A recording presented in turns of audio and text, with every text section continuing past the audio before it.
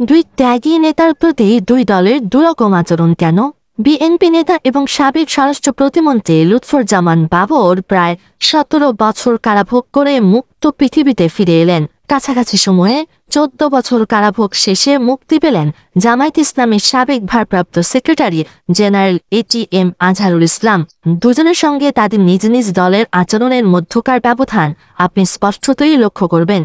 লুৎফুজ্জামান বাবরকে বরণ করতে কারাগারে গিয়েছিল মোটা দাগে তার নির্বাচনী এলাকা মদন মোহনগঞ্জ খালিয়াজুড়ির কর্মী সমর্থকরা এবং কত অন্যান্য ভক্তকুল। তার দলের সিনিয়র নেতাদের পক্ষ থেকে তাকে তেমন কোনো সংবর্ধনা দিতে দেখা গেল না, হলো না কোনো দোয়া অনুষ্ঠান।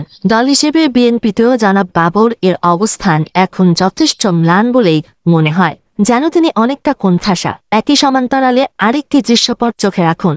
জামাত নেতা ATM আজহার সাহেবকে মুক্ত পৃথিবীতে রিসিভ করলেন স্বয়ং তার দলীয় প্রধান সহ প্রায় সকল সিনিয়র নেতৃবৃন্দ।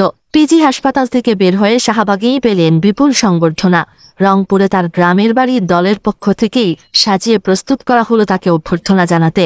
তাকে নেওয়া হলো সর্বোচ্চ ফোরাম নির্বাহী পরিষদে। দলীয় কার্যালয়ে তাঁর জন্য আলাদা কক্ষ প্রস্তুত করা হলো। রাজনীতি একটি ভয়ঙ্কর স্বার্থপর গেম। এখানে কেউ কাউকে 1 ইঞ্চি জায়গা ছেড়ে দেয় না। আবহমান কাল ধরেই এভাবেই ফাংশন করে আসছে রাজনীতি। কিন্তু কেবল ইসলামী রাজনীতিতেই আপনি এমন মর্যাদা এবং সম্মান প্রাপ্তির নিশ্চয়তা পাবেন।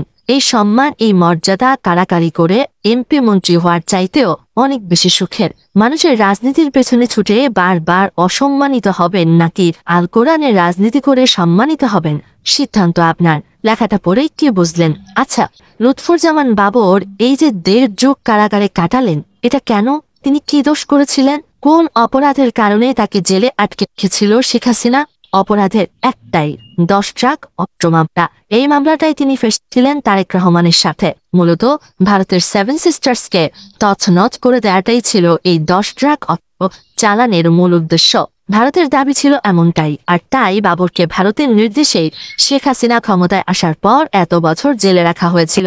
ভারতের দাবি যদি সঠিক হয়, তবে বাবর সে সময় কাজটি কিন্তু নিজ বুদ্ধিতে করেনি, করেছেন তার দলের জন্য, দলের নেতা আর সরকারের জন্য। আর সেই দোষেই তার জীবনের 17টা বছর চলে গেছে অন্ধকার এক ঘরে, কারাগারে। সম্ভাবনা ছিল কবরে যাওয়ার, কারণ তার দণ্ড হয়েছিল। কিন্তু এত কিছুর বিনিময়ে দল থেকে কি পেলেন তিনি? কিছুই না। যা পেয়েছেন তা ছাত্র জনতার কারণে। তাদের জীবনের বিনিময়ে বাবর তার নিজের জীবন ফিরে পেয়েছেন। বিএনপির এখানে কোনো কৃতিত্ব আসলে নেই। বাবর বিএনপি থেকে পেয়েছেন কেবলই অবহেলা, অপমান। তাকে যেখানে মাথার তাজ বানিয়ে রাখার কথা বিএনপির, সেখানে তিনি হয়ে পড়েছেন গুরুত্বহীন এক মানুষ। কোনো অনুষ্ঠানের অতিথি হিসেবে ডাক পাচ্ছেন না, দলের পদ নেই, সামনে এমপি হতে পারবেন কিনা তারও কোনো গ্যারান্টি নেই। বিপরীতে ATM আজহারকে জেল থেকে বের করে জামায়াত সেই জায়গায় সংবর্ধনা দিয়েছে যেখান থেকে শাহবাগীরা তার বিচার চেয়েছে। রাজার বলে ঘেউ ঘেউ করেছে। শুধু কি তাই, তাকে দলের সর্বোচ্চ নীতি নির্ধারণের ফোরামে পদ দেয়া হয়েছে। এমনকি ATM আজহারকে নিজ আসন রংপুরেও প্রার্থী করেছে জামাত। এমপি হলে দল যদি ক্ষমতায় যায়, ATM আজহারও হয়তো মন্ত্রীও হবেন। তার গাড়িতে উঠবে লাল সবুজের পতাকা।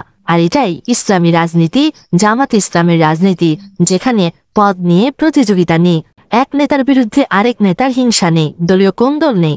আগামী ইলেকশনে এই দলীয় ঐক্যই হবে বিএনপিকে হারানোর জন্য জামাতের মূল শক্তি। দর্শক, আপনার কি তাই মনে হয় নাকি নয়, সেটি কমেন্টস করে জানিয়ে দিন।